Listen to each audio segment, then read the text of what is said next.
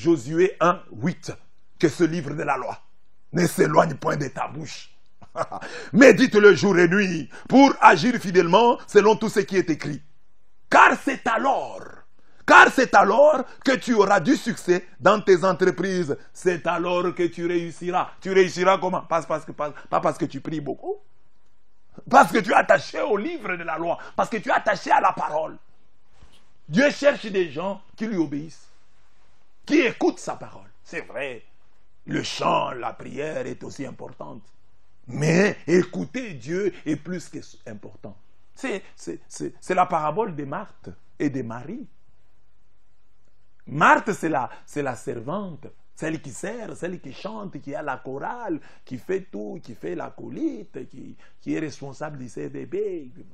Mais Marie, c'est celle qui est assise et qui écoute, l'auditrice de la parole. Et Jésus dit, cette auditrice de la parole a choisi la meilleure part.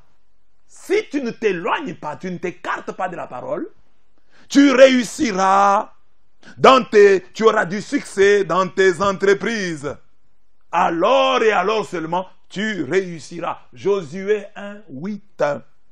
Cette proximité avec le livre de la loi se voit dans l'habitude à acheter sa Bible. Il faut acheter la Bible, à la conserver, à l'amener partout, pour la lire et la méditer.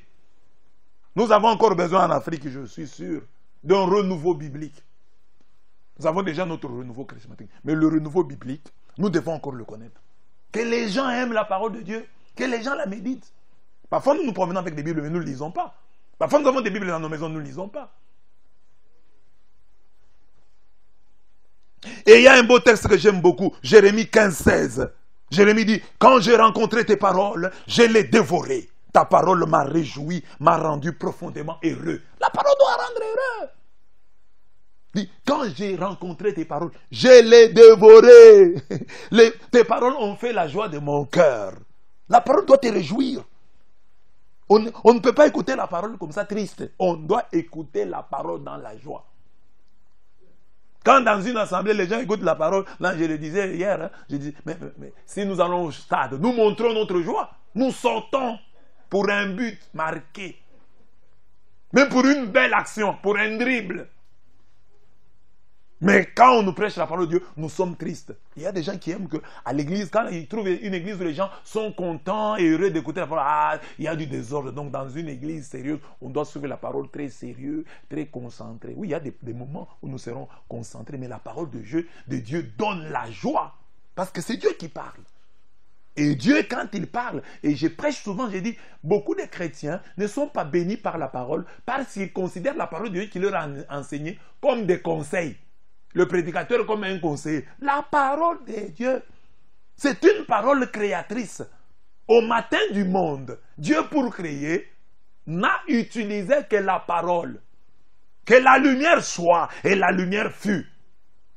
Chaque fois que vous écoutez la parole de Dieu, quelque chose se crée dans votre vie. Car c'est une parole créatrice, une parole performative. Elle fait ce qu'elle dit. Quand on vous dit dans la parole une chose et que vous l'accueillez, la chose vous arrive. Regardez la Vierge Marie. On lui dit, tu vas concevoir. L'ange ne l'a pas touché. L'ange ne lui a pas donné de l'eau bénite. C'est la parole. La parole a fait que Marie conçoive. Elle a conçu du Saint-Esprit par la puissance. En passant par la parole. C'est la parole qu'elle a entendue. Quand elle a dit fiat, elle a dit, je suis la servante du Seigneur, qu'il me soit fait selon votre parole. Elle a conçu. Que dit Colossiens 3,16? Que la parole du Christ habite parmi vous abondamment. Chacun doit se demander, est-ce que dans mon église, la parole de Dieu habite-t-elle, y habite-t-elle abondamment? Il y a une abondance de la parole. Mais moi, je me suis toujours posé la question. Pourquoi ailleurs nous ne cherchons pas les résumés? Pourquoi nous ne mangeons pas en résumé? Pourquoi nous ne dormons pas en résumé? Pourquoi nous ne voulons pas vivre en résumé? Nous voulons vivre le plus longtemps possible. Mais quand il s'agit de la parole de Dieu, là nous cherchons les résumés. Qu'il résume seulement. La messe est longue pour ceux dont l'amour de Dieu est court. Quand votre amour de Dieu, l'amour pour votre Dieu est court, la messe sera toujours longue. La messe sera toujours une éternité. La prédication sera toujours une éternité. Quand l'amour de Dieu n'est pas en nous, tout ce que Dieu fait, tout ce qui concerne Dieu nous semblera être une éternité.